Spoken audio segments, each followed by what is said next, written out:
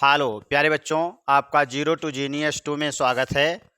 आपके लिए हम लेकर आए हैं विज्ञान का ये सेट नंबर 2 है 2024 का इम्पॉर्टेंट। ये आपका जो क्वेश्चन पेपर है पिछले वर्ष का वही आपका दिया गया है। आइए इसको हम हल करते हैं और आपका समय ज़्यादा नहीं लेंगे, तुरंत स्टार्ट किया जाए। तो हमारा दिया गया है ये पहला नंबर। तो यहाँ निर्देश है कि हमें प्रारंभ के 15 मिनट परीक्षार्थियों को प्रश्न पत्र पढ़ने के लिए निर्धारित होता है। नोट हमारा सेट नंबर 1 का है। आगे आ जाएंगे तो यहाँ खंड अ में क्या दिया गया है हमारा कि बहुविकल्पीय प्रश्न है, जिसमें हमारा भाग 1 है, भौतिक विज्ञान का ये पार्ट है। पहला क्वेश्चन है कि अवतल दर्पण के सम्मुख ध्रुव और फोकस के बीच स्थित वस्तु का प्रतिबिंब बनता है। ये हमारा अवतल दर्पण हो जाएगा, ये हमारा मुख्य अक्ष बनेगा, यहाँ हमारा फोकस बिंदु होगा और यहाँ पर हमारा सी होगा। वक्रता केंद्र ये हमारा ध्रुव P होगा। अगर हम बात करें तो यहाँ पर अवतल दर्पण के सम्मुख ध्रुव और फोकस के बीच, ये ध्रुव है और ये फोकस है, सी के बीच अगर किसी वस्तु को रखेंगे तो यहाँ पर रखने पर वस्तु सेम साइज का बनता है। इसके बाहर रहता है तो उल्टा और छोटा बनता है। यहाँ तक जाएंगे, अब इसके आगे यहाँ से यहाँ तक तो उल्टा ही रहेगा लेकिन वस्तु से बड़ा होगा। जैसे यहाँ चले जाएंगे तो सीधा हो जाएगा और वस्तु से बड़ा होगा। तो हमारा यहाँ पर रखने पर प्रतिबिंब किस तरह से बनेगा? प्रतिबिंब हमारा सीधा होगा, आभासी होगा और दर्पण के पीछे बनेगा।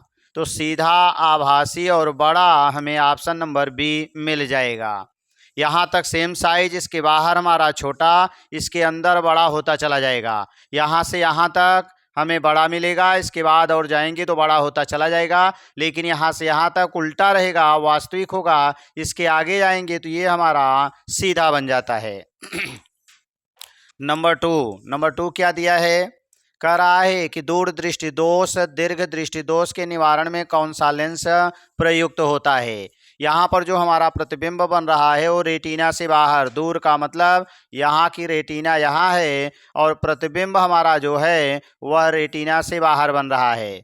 तो दूर का मतलब बाहर, और इसको इधर हमें बनाना है, नज़दीक लेके आना है, तो हमें मोड़ने वाला लेंस चाहिए। और मोड़ने वाला लेंस कौन होता है? उत्तल लेंस होता है। इसका मतलब इसके लिए हमें उत्तल लेंस की आवश्यकता होगी। या यूं ही आप समझिएगा कि दूर दृष्टि दोष है तो दूर की वस्तु दिखाई दे रही, नज़दीक की नहीं। और जो पास वाली वस्तु होती है हम चश्मे में नीचे से देखते हैं, नीचे हमारा उत्तल लेंस, ऊपर हमारा अवतल लेंस होता है। नीचे उत्तल लेंस और ऊपर अवतल लेंस होता है। ये क्वेश्चन नंबर 3। तो क्वेश्चन नंबर 3 क्या है? एक लेंस से 0.2 मीटर दूरी पर रखी वस्तु का आभासी प्रतिबिंब का आवर्धन दिया है 0.5 है, यह लेंस होगा। पहला नंबर तो ये लेंस है। अगर हम बात करें तो ये लेंस है और आवर्धन यम बराबर होता है हमारा एच डैश अपान एच, और यही बराबर प्लस वी बाई यू होता है। अब यहाँ पर हम देखेंगे क्या क्या दिया है। इतना मीटर दूर पर वस्तु रखी है तो यू बराबर 0.2 मीटर है। अब यहाँ पर आवर्धन दे दिया गया है हमारा 5 है, 0.5 तो यहाँ हम 0.5 लिख देंगे। अब यहाँ पर u का मान रखेंगे, u का मान हमेशा माइनस होता है, ध्यान दीजिएगा, u का मान हमेशा माइनस मिलेगा। और आभासी है, अगर आभासी है तो इसका मतलब सीधा होगा, और यदि सीधा होगा तो हम पाएंगे यहाँ पर आपको मिल जाएगा v का मान। तो v का मान निकालेंगे, v बाई यू होगा बराबर 0.5 बनेगा। तेरिया गुणा कर देंगे तो v बराबर मिल जाएगा 0.5 u बन जाएगा। तो 0.5 इंटू यू, यू का मान 0.2 है। गुणा कर देंगे तो ये आपको मिल जाएगा 5 दूनी 10, 2 अंक पर दशमलव लग जाएगा। और ये मान हमारा माइनस था तो ये हमारा मान आपको माइनस मिल जाएगा, चूँकि u का मान आपका माइनस दिया हुआ है। तो आगे आ जाएंगे तो u का मान मिला, v का मान मिला। अब पूछा क्या है इसमें? यह लेंस होगा। तो सबसे पहले तो हमें फोकस दूरी ज्ञात करनी होगी। तो फोकस दूरी लेंस के लिए होता है 1/v माइनस 1/u बराबर 1/f होता है। तो यहाँ हम आ जाएंगे, v का मान 0 पॉइंट यानी 1 अपान, हम नीचे ले लेते हैं, यहाँ पर मिल जाएगा 1/0.1 बन जाएगा। ये हमारा v का मान है और माइनस में है। फिर ये माइनस होगा 1/u, यू का मान हमें मिला था 0.2, ये भी माइनस में था, ये 1/f हो जाएगा, ये माइनस माइनस प्लस बन जाएगा। तो यहाँ से दशमलव हटाएंगे तो एक जीरो लगा देंगे, यहाँ से दशमलव हटाएंगे तो एक जीरो लगा देंगे, और यहाँ मिल गया हमें 10 माइनस में, और यहाँ मिल गया प्लस, 2 का भाग दे देंगे, 5 आएगा, 1/f हो गया। तो 1/f बराबर घटा दिए तो यानी 5 माइनस में मिला, और यह बराबर निकालेंगे तो 1/5 हो जाएगा, माइनस में 0.2 बन जाएगा, 5 दूनी 10, माइनस रहेगा तो ये फोकस दूरी बन जाएगी 0.2 मीटर की फोकस दूरी। लेकिन उसने कहा यहाँ पर माइनस आया है, तो इसका मतलब हमारा जो लेंस बनेगा फोकस दूरी का अवतल लेंस बनेगा।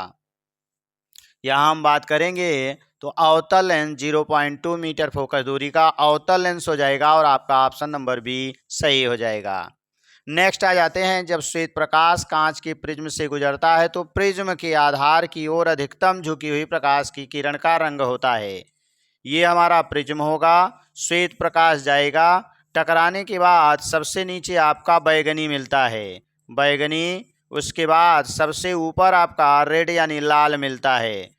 यानी यहाँ पर विगोर से देखेंगे तो बैगनी सबसे नीचे होगा, तो कह रहा प्रिज्म के आधार की ओर अधिकतम झुकी हुई, तो आधार हमारा ये होता है प्रिज्म का, तो सबसे ज़्यादा आधार की ओर झुकी हुई कौन सी किरण है, बैगनी। तो आपका आंसर ऑप्शन नंबर डी सही हो जाएगा। नेक्स्ट अगला आ जाते हैं 5 नंबर, R1 व R2 प्रतिरोधों के दो तार समांतर क्रम में जोड़े जाते हैं, इनका तुल्य प्रतिरोध होगा। तो जब हम समांतर क्रम में जोड़ते हैं तो 1/R बराबर 1/R1 प्लस 1/R2, यही सूत्र होता है। क्रॉस मल्टीप्लाई करेंगे तो R2 प्लस R1 बटे R1 इंटू R2, तो यानी मिला क्या R1 और प्लस R2 अपान मिल गया R1 इंटू R2, यानी यहाँ गुणे का निशान लगा सकते हैं। तो हमारा ऑप्शन क्या बनेगा, R1 प्लस R2 अपान R1 इंटू R2, ये ऑप्शन नंबर डी सही हो जाएगा। अगला है, बिजली के बल्ब का फिलामेंट तंतु बना होता है। तो बिजली के बल्ब का जो फिलामेंट होता है टंगस्टन धातु का बना होता है, तो हमारा ऑप्शन नंबर सी हो जाएगा, क्योंकि टंगस्टन धातु का जो गलनांक होता है वह 3400 डिग्री सेंटीग्रेड होता है, और इसीलिए टंगस्टन धातु का यह तंतु यानी फिलामेंट बनाया जाता है। नेक्स्ट 7 नंबर है, विद्युत सेल में रूपांतरण होता है। तो विद्युत सेल में जो रासायनिक पदार्थ भरे होते हैं यही विद्युत ऊर्जा के रूप में परिवर्तित होते हैं, इसलिए विद्युत सेल द्वारा रासायनिक ऊर्जा विद्युत ऊर्जा के रूप में बदली जाती है। तो यहाँ पर मिल जाएगा रासायनिक ऊर्जा का विद्युत ऊर्जा के रूप में रूपांतरण होता है विद्युत सेल में। नेक्स्ट अगला हम ले लेते हैं, तो हमारा दिया है खंड ब, वर्णनात्मक प्रश्न है, वो भाग 1 है। 21 नंबर, एक 10 सेंटीमीटर फोकस दूरी वाले अवतल दर्पण से कितनी दूरी पर एक वस्तु रखी जाए ताकि उसका 5 गुना बड़ा प्रतिबिंब बने, जबकि प्रतिबिंब वास्तविक हो। प्रतिबिंब की स्थिति भी ज्ञात कीजिए। यहाँ पर हम आ जाएंगे, इसको हल करने के लिए सबसे पहले हम लिखेंगे दिया है, क्या क्या दिया है। तो दिया है में मिल जाएगा, पहला आपका हल में दिया है, हमें मिलेगा कि 10 सेंटीमीटर फोकस दूरी है, अवतल दर्पण है। तो अवतल दर्पण है इसलिए आपका माइनस बनेगा 10 सेंटीमीटर, ये है हमारा अवतल दर्पण, ये अवतल दर्पण है। दूसरा नंबर, एक वस्तु रखी जाए ताकि उसका 5 गुना प्रतिबिंब बने, तो यानी यम आवर्धन का मान यच डैश अपान यच होता है, और यही बराबर होता है हमारा, चूंकि दर्पण के लिए -v/u होता है और लेंस के लिए यह प्लस होता है। तो यहाँ पर हम आ जाएंगे -v/u में, यहाँ पर दे दिया है 5 गुना, और प्रतिबिंब ये दिया है हमारा यच डैश का मान 5 गुना है, तो 5 हो जाएगा। और प्रतिबिंब, जबकि प्रतिबिंब वास्तविक होगा तो उल्टा होगा, वास्तविक प्रतिबिंब होगा तो हमारा उल्टा होगा, और उल्टा होगा तो ये हमारा यच डैश जो होगा माइनस में होगा, और अगर माइनस में है तो ये हमारा माइनस मिल जाएगा। हम तिर्यक गुणा करेंगे तो माइनस से माइनस कैंसिल होगा, v बराबर हमें मिल जाएगा 5u, क्योंकि माइनस से माइनस ये कैंसिल हो जाएगा। अब प्रतिबिंब की स्थिति भी ज्ञात कीजिए, हमें u का मान पूछा है और एक v का मान, दोनों पूछा गया है। तो लेंस के लिए हमारा जो सूत्र होता है तो 1/f बराबर होता है 1/v माइनस 1/u, लेकिन ये दर्पण है इसलिए ये सूत्र हमारा प्लस होता है। तो 1/f, एफ का मान -10 सेंटीमीटर, और यहाँ पर आ जाएंगे 1/v, v का मान हमें मिला हुआ है 5u, तो 5u प्लस 1/u, दोनों का एलसीएम ले लेंगे तो हमें 5u मिल जाएगा। एक बार जाएगा तो 1 हो जाएगा, प्लस u का भाग देंगे 5 बार जाएगा तो 5, 5 1 6/5u मिल गया। ये मिला -1/10, और हम तेरिया गुणा करेंगे या यहाँ से काट सकते हैं, 5 दूनी 10, 2 छंग 12, तो u बराबर -12 सेंटीमीटर। एक आंसर ये बन जाएगा। दूसरा अगर हम बात करें यहाँ पर, तो दूसरे के लिए हम आ जाएंगे, एक और पूछा है इसमें मान v का, तो v का मान यहाँ से मिलेगा, तो v बराबर था 5u, ये बराबर हो गया 5 गुणे u, u का मान -12, तो 12 पचे 60 सेंटीमीटर, ये दूसरा आंसर हो जाएगा। और आपके आंसर में यह यहाँ पर 50 दिया हुआ है, जो आपका गलत दिया गया है, मिसप्रिंट है। तो हमारा एक आंसर मिल गया -12 सेंटीमीटर, और दूसरा मिल गया हमारा -60 सेंटीमीटर। नेक्स्ट अगला जाते हैं, क्वेश्चन नंबर 22। एक उत्तल लेंस की फोकस दूरी 50 सेंटीमीटर है। पहला नंबर तो यहाँ लेंस दिया है और उत्तल है, उत्तल लेंस है, और इसकी फोकस दूरी का मतलब एफ का मान प्लस में होगा, और 50 सेंटीमीटर है, तो यहाँ हम 50 सेंटीमीटर लिख लेंगे। उस वस्तु के प्रतिबिंब की स्थिति बताइए, यानी v का मान आपसे पूछ रहा है, जो लेंस से 25 सेंटीमीटर की दूरी पर अक्ष के लंबवत है। u का मान -25, क्योंकि u का मान हमेशा माइनस में ही रहता है। अब यहाँ पर v का मान पूछा है तथा प्रतिबिंब का आवर्धन भी ज्ञात कीजिए, तो m बराबर क्वेश्चन मार्क, ये भी आपसे पूछा गया है। तो यहाँ पर हम आ जाएंगे, तो हमारा लेंस के लिए सूत्र होता है 1/v - 1/u बराबर होता है 1/f, तो 1/v, v का मान हमें मिल जाएगा, निकालना है, u का मान मिलेगा -25 बराबर 1/50 हो जाएगा। ये माइनस माइनस प्लस हो गया, तो प्लस 1/25, और ये बराबर 1/50 बना। अब ये ऊपर चला जाएगा, यानी राइट में ये जाएगा तो माइनस बनेगा, तो 1/v बराबर 1/50 और माइनस 1/25 हो जाएगा। एलसीएम ले लेंगे तो 50 आएगा, 50 × 50 1, 25 दूनी 50 2, तो -1/50 हो गया। ये 1/v का मान मिला, तो v बराबर पलटी मारेंगे तो -50 सेंटीमीटर, और ये हमारा बन जाएगा एक आंसर जो आपसे पूछा गया था, यानी वस्तु की प्रतिबिंब की स्थिति। दूसरा एक और आपसे पूछा गया है, और वह है क्या, आवर्धन नियम। तो यहाँ हम बात करेंगे लेंस, तो चूंकि हमारा जो दर्पण होता है उसके लिए ये -v/u होता है, और लेंस के लिए ये प्लस होता है, तो v का मान हम रखेंगे तो -50 आएगा, और u का मान ले लेंगे तो -25 होगा, तो माइनस माइनस कैंसिल होकर 25 दूनी 50 +2 आया, और प्लस चिन्ह आपको बता रहा है कि ये जो प्रतिबिंब बनेगा वह सीधा होगा, आभासी होगा। तो हमारा आंसर आवर्धन बराबर +2 मिल गया, और ये हमारा आंसर एक बन गया कि प्रतिबिंब की स्थिति -50 सेंटीमीटर पर होगी। अगला आ जाएंगे तो नेक्स्ट क्वेश्चन, अगला हमारा दिया हुआ है 23 नंबर, कि 2, 3 तथा 5 ओम के प्रतिरोधों को श्रेणी क्रम में जोड़ा गया है। यदि संयोजन के दो सिरों पर 30 वोल्ट का विभवांतर लगा है, तो प्रत्येक प्रतिरोध के सिरों पर विभवांतर ज्ञात कीजिए। हमारे पास यहाँ 3 प्रतिरोध हैं, तीनों प्रतिरोध श्रेणी क्रम में जोड़े गए हैं, और यहाँ पर उसने कहा जो विभवांतर लगा हुआ है वह आपका 30 वोल्ट का है। यहाँ 30 वोल्ट का विभवांतर है। पहला 2 ओम है, दूसरा 3 ओम है, और चौथा हमारा 5 ओम का ये प्रतिरोध है। जब श्रेणी क्रम में जुड़ता है तो वहाँ पर हमारा जो धारा होती है समान होती है, और विभवांतर अलग अलग होते हैं। तो पहले हम तुल्य इसका प्रतिरोध निकालेंगे, तो आगे आ जाएंगे, तो यहाँ लिखेंगे क्या, तुल्य प्रतिरोध, तुल्य प्रतिरोध, तुल्य प्रतिरोध, यानी ये बन जाएगा। तो श्रेणी क्रम में जो सूत्र बनता है R बराबर R1 + R2 और +R3, तो R1 माने 2 ओम + 3 ओम + 5 ओम, 2 3 5, तो ये बन जाएगा 10 ओम। आगे आ जाएंगे, अब यहाँ पर विभव V बराबर दिया हुआ है 30 वोल्ट। पहले हम धारा I निकालेंगे, तो V बराबर IR से अगर हम बात करेंगे तो I बराबर बन जाएगा V/R। तो यहाँ पर V का मान 30 और R का मान 10 काट देंगे तो 3 एम्पियर बन जाएगा धारा।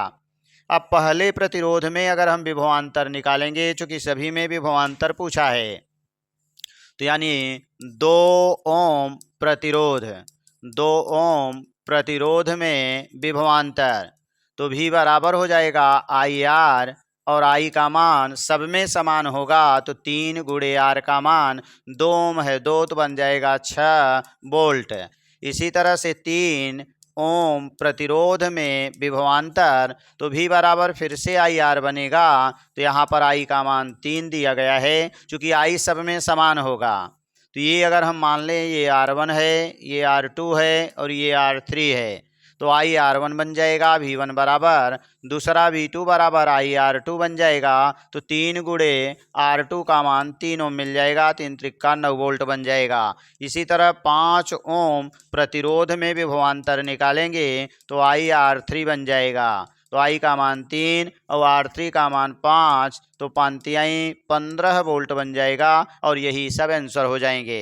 तो 2 ओम में विभवांतर आपको मिलेगा 6 वोल्ट, 3 ओम में 9 वोल्ट और 5 ओम में आपका 15 वोल्ट हो जाएगा। तो ये रहा हमारा क्वेश्चन नंबर, अगर हम बात करें यहाँ तो हमारा क्वेश्चन नंबर 23 था। नेक्स्ट अगला हम ले लेते हैं प्रश्न संख्या 24। तो 24 में क्या दिया गया है कि घरेलू, यहाँ पर दे दिया है कि घरेलू विद्युत वितरण परिपथ में प्रयुक्त निम्नलिखित तारों की कारण प्रणाली एवं आवरण विद्युत रोधन के रंग लिखिए। तो यहाँ पर हम आ जाएंगे रंग लिखने के लिए। जीवित तार ये लाल रंग का होता है, इसका रंग जो रहेगा वो लाल रहेगा, यानी ये बन गया कलर।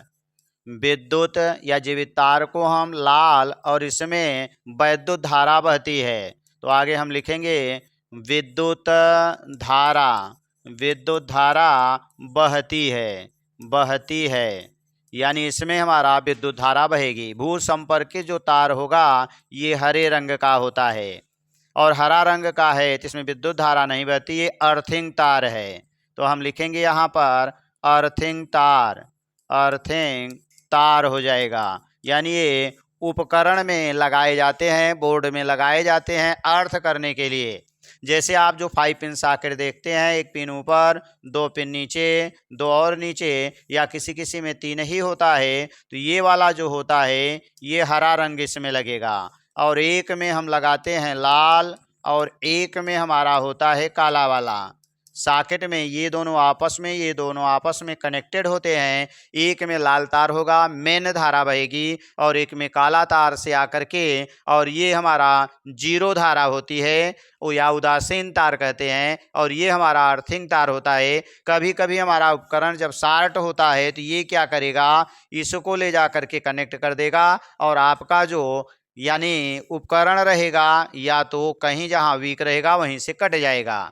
तीसरा है उदासीन तार, ये काले रंग का होता है, माने इसका रंग काला होगा और ये जीरो विभवांतर पर अर्थात विद्युत धारा जीरो होती है। विद्युत धारा जीरो होती है, या इसको हम कह सकते हैं उदासीन होता है, उदासीन होता है। तो इस तरह से हमारे जो घरों में तार होते हैं, वायरिंग होती है, उसमें 3 तार, एक जीवित तार जो लाल रंग का होगा उसमें विद्युत धारा बहेगी 220 वोल्ट जो होगा। दूसरा भू संपर्कित तार होगा जिसको अर्थिंग तार कहेंगे, ये हरे रंग का होता है और इसको हम अर्थ तार कहते हैं। उदासीन तार जो होता है जो काले रंग का होता है और इसमें कोई धारा नहीं बहती है, अर्थात यह 0 वोल्ट पर होता है। नेक्स्ट अगला अगर हम बात करें तो हमारा इसी का नेक्स्ट पार्ट कराए, या तो ऊपर वाला करना है या तो नीचे वाला, दोनों में से एक ही आपको लिखना है। फ्लेमिंग के बाएं हाथ का नियम। तो फ्लेमिंग के बाएं हाथ का यही नियम है कि यदि हम अपने बाएं हाथ के अंगूठे और उसके बगल की दोनों अंगुलियों को एक दूसरे के लंबवत फैलाएं तो तर्जनी अंगुली यदि क्षेत्र की दिशा में होगी और आपका मध्यिका अंगुली यदि धारा की दिशा में होगी तो अंगूठा जो होगा वह चालक तार पर लगने वाले बल की दिशा बताएगा। ये क्षेत्र की दिशा, ये धारा की दिशा और ये बल की दिशा बताता है।